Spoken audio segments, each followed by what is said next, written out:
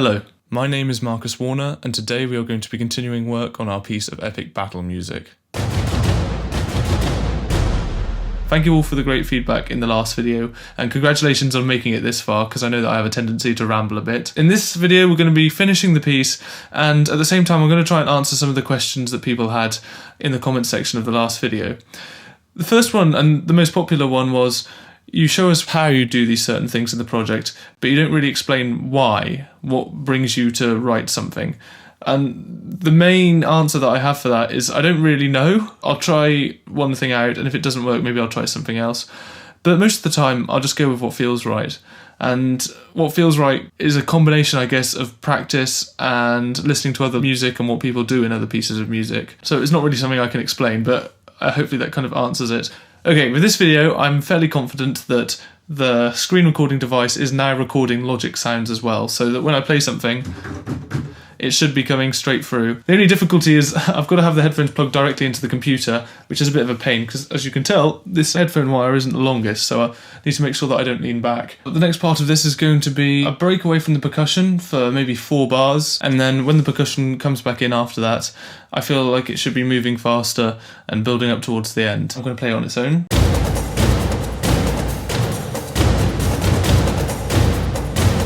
Something that I remember about basically all the pieces of the temp music was that, especially towards the end, the percussion was just playing straight crotchets. So doof, doof, doof, doof, doof, doof, doof, and then it sort of built up towards the end. We're going to try that today.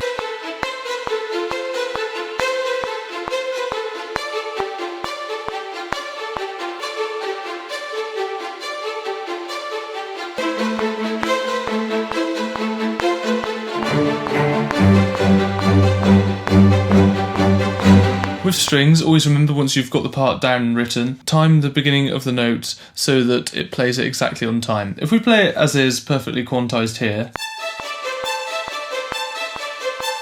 it's just a little bit too late because you've actually got the players moving. We move them a tiny bit ahead of where they really should be, and then this counteracts the slight delay we hear.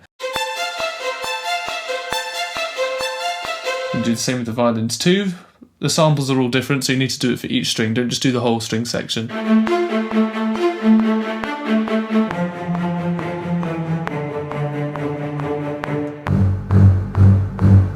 I'm going to start playing the percussion in for this next section, although to be honest, you can afford to be a little bit cheeky and just copy and paste some of the rhythm sections. The high drums are still playing the syncopated rhythm from earlier, but the low toms are now playing a straight minim rhythm, or half notes. 4 crotchets in 1 bar was just too fast, and that will be closer to the end that we'll actually have it build into that, because I think it sounds pretty intense. But for this, minims is actually sounding pretty good, so here's the combination.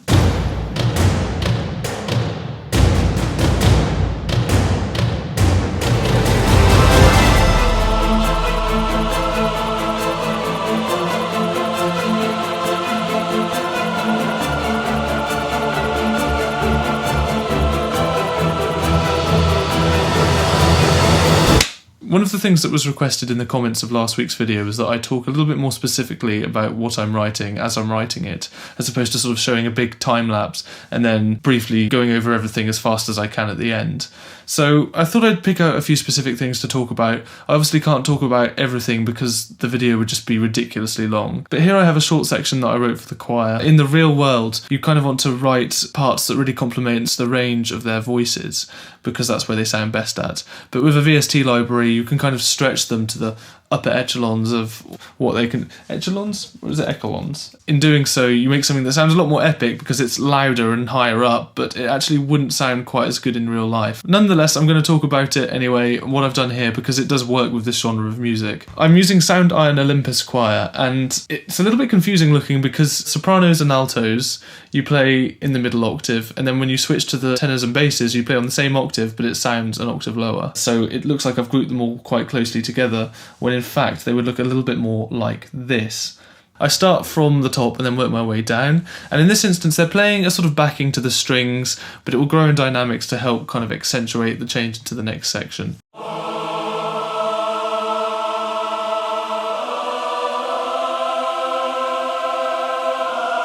At the moment the notes aren't overlapping, so it sounds a little bit angular and there's no legato.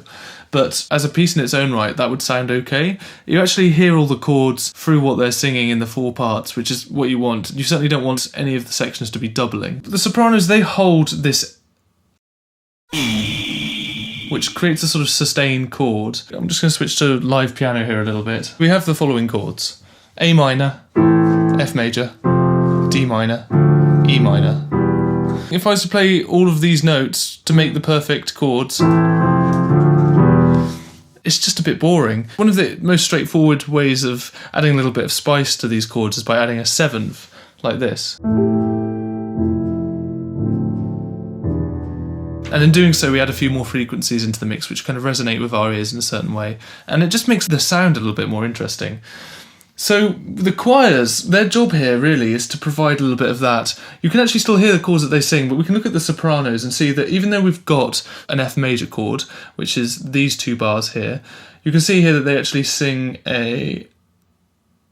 Wait, do we have an F major chord? So we can look at the sopranos here and see that even though we have an F major chord, they are singing an E above that, which creates this nice major 7th chord.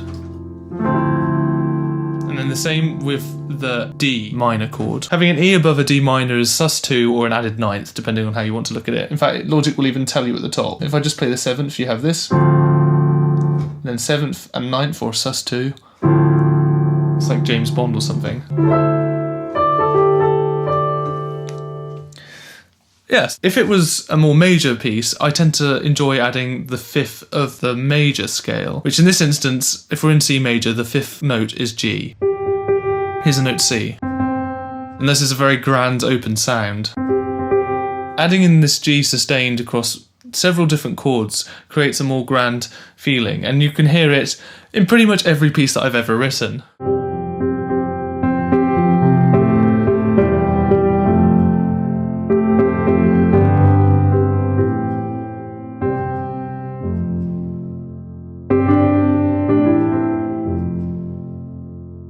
It's marvellous. And what we're doing here with this battle piece is because it's battle, it's angry. We do the same, we have the 5th, but for the minor key, which in this instance is A minor, and so the 5th of A minor is E.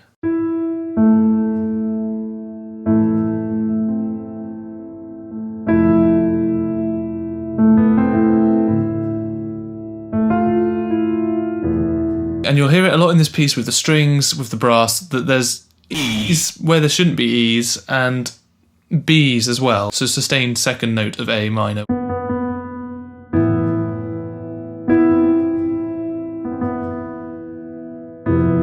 See, that's nice, we have both in there, we have B and E.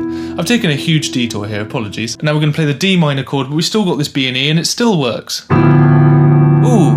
And then when we come to E minor, or if you want to, if you're in a minor key, you can do E major, it all comes together. Down to the A.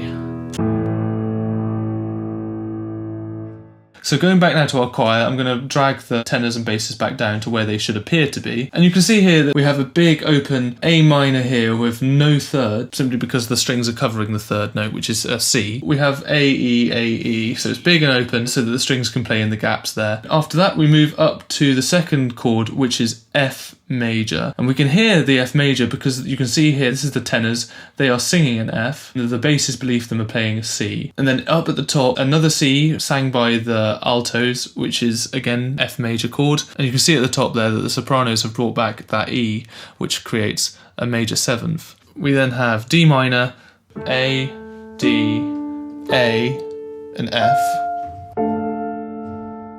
And then the final chord, which is E minor, from the bottom to top, B, E, B, and E. But then we have that A come in. That little note there is called a leading note, which takes us into that next chord, A minor. These notes in between the chords here are what we call passing notes. And these are extremely important when writing for a choir because the human voice, unlike a piano where I can go, can't do that really unless they're extremely skilled. You have to write in a way that allows them to flow from note to note more easily. It also makes the music sound a little bit smoother and it sounds more natural as well. Having these big jumps around doesn't make any sense, whereas having a nice passing note that goes in between the 2 chords really just adds to the realism of it. I'm not doing this very precisely, but I'm just going to click and drag these to overlap so you have the legato and then you can hear how natural it sounds.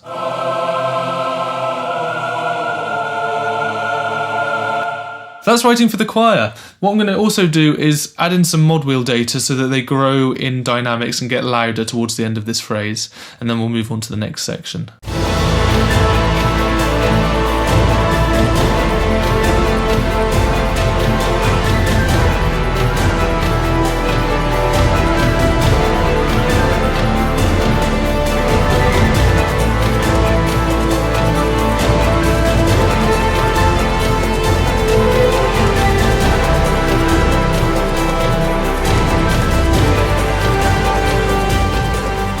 I should mention that in this section we have also transposed halfway through. So at this point, when we repeat the main part of this phrase, we switch from being in C major or A minor to being in F major or D minor. This is quite easy to do because the chord D minor actually came into the first section quite a few times.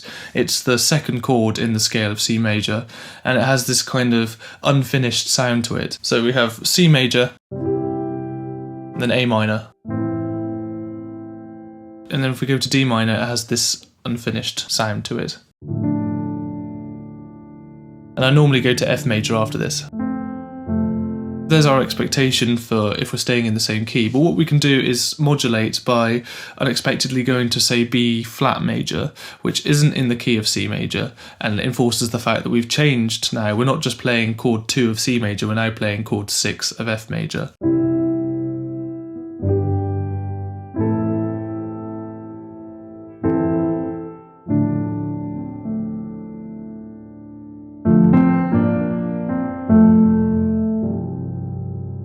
And if done correctly, you can't even really tell that it's changed key, which is, I hope, what I've achieved here. We don't need to hear the whole section at this point, but I'm just going to play this key change, and then I'm going to go through what I've done in the brass.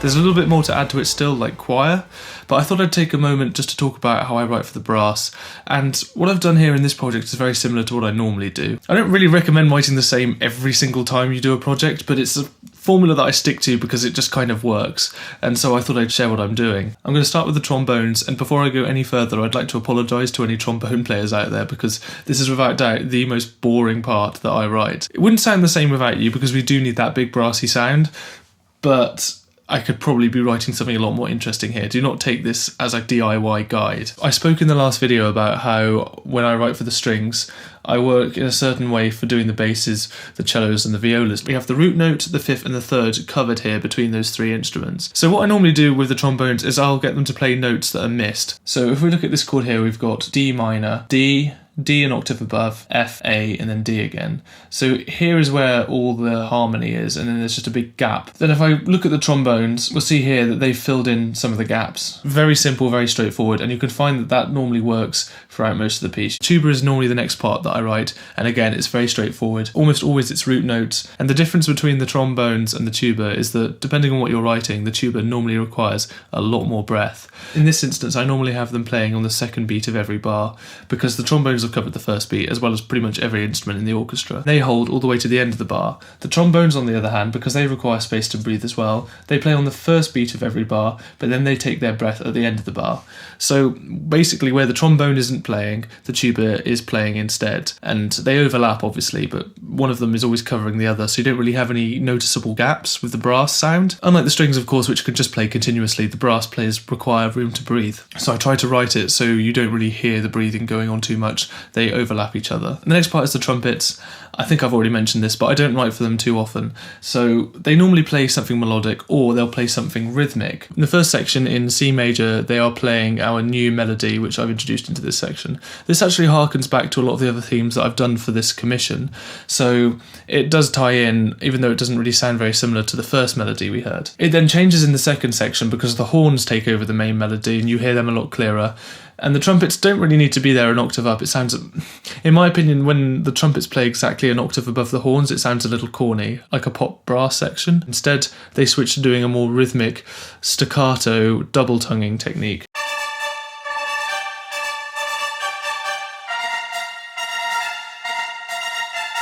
In the first section, before we change to D minor, the horns are playing a quiet harmony underneath the trumpets, and they're not matching quite what they're playing, but what they are playing is adding a little bit of richness to the sound and a little bit more texture.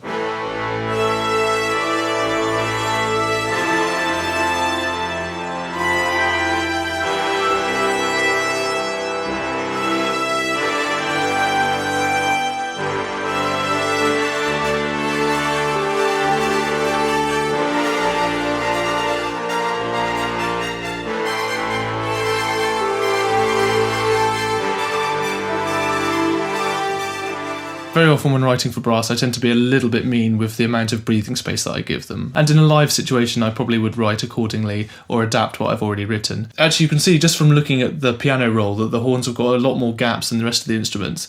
This is partly because when they actually play, I want the melody to have more impact, but also due to the fact that I play the horn myself, I'm a lot more empathetic to what the players are going through, whereas I've never really tried a trumpet or a trombone or a tuba. The horn is an extremely difficult instrument to play, not trying to toot my own trumpet. Getting the correct note when you're playing high up, it's a skill. Giving them space to breathe, A, gives a lot of impact to your melody, but also B, makes the players happy, which you want. You want a happy orchestra, because when people are pissed off, they don't play so well. Next part is going to be the build up to the very end and the climax, the finish, the finale, whatever you want to call it, the end of the piece. I'm going to be doing this until the end of the piece now.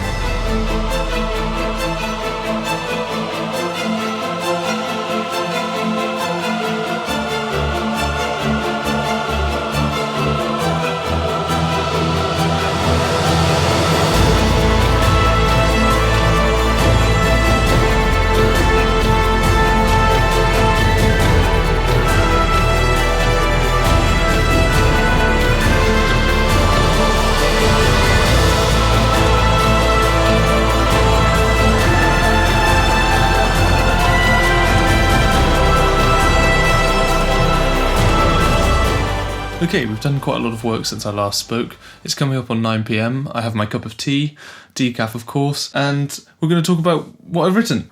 I got a bit carried away writing and so I didn't talk about as many things as I could have done. But what I'm going to do now is play through the final sections and then talk about some specific elements which I think are quite interesting and different to the rest of the piece.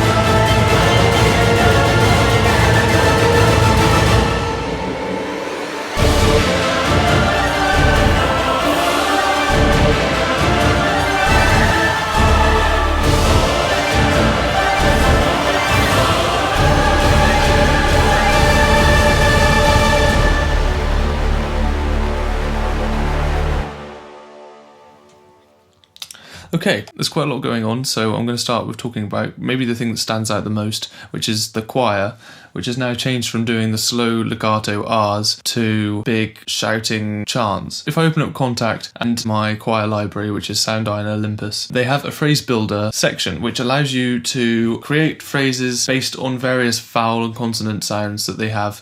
There's a big selection there to choose from, which I tend to use most of the time for the big epic stuff.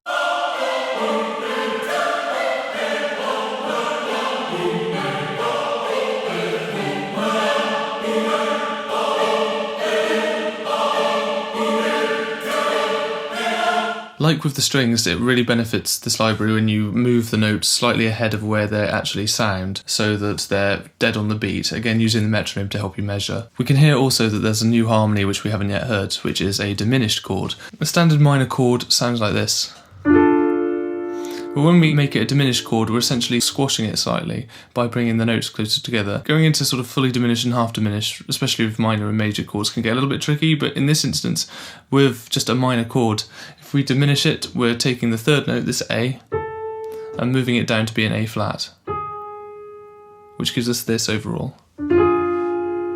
It sounds a bit jazzy when played on the piano. When everyone's playing together and you have some instruments playing the A natural and then some playing the A flat, you get this fantastic tension that is resolved right at the end when we have that final chord which brings everything together, the low D. The trumpets are doubling what the choir's playing, and the rest of the brass instruments are playing staccato chords.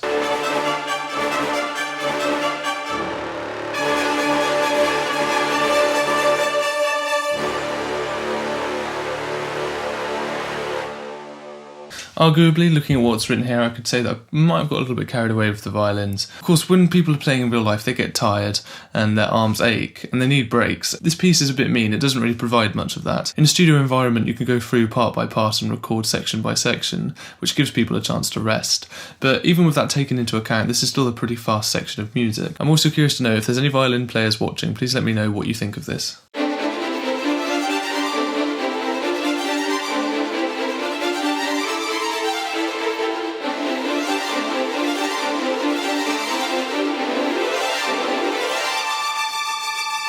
The flutes and the piccolos are doubling the same kind of thing.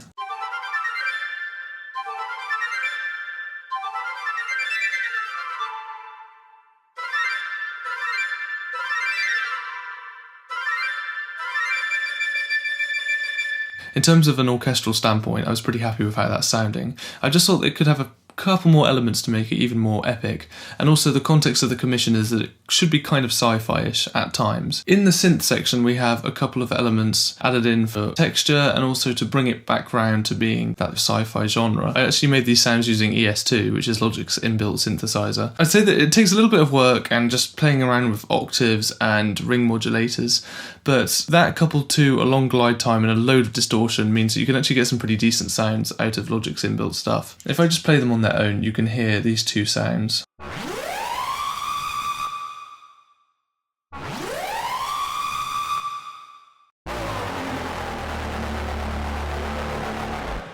Alright, so that's pretty much everything covered.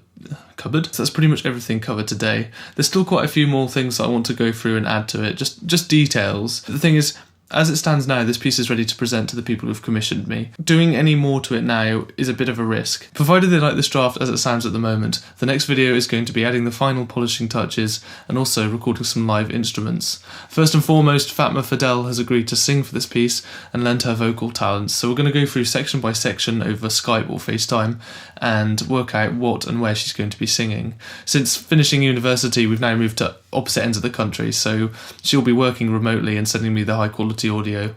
But I'm tremendously excited because, as we know from Winter Song and other pieces, her voice is amazing and it's going to add a whole new dimension to this, so please stay tuned for that. Alright, I think that's everything for this week's video. I hope you enjoyed it. If you have any questions, as always, please leave a comment down below. The subscribe button is down on the right, and I will see you in the next one. Bye-bye.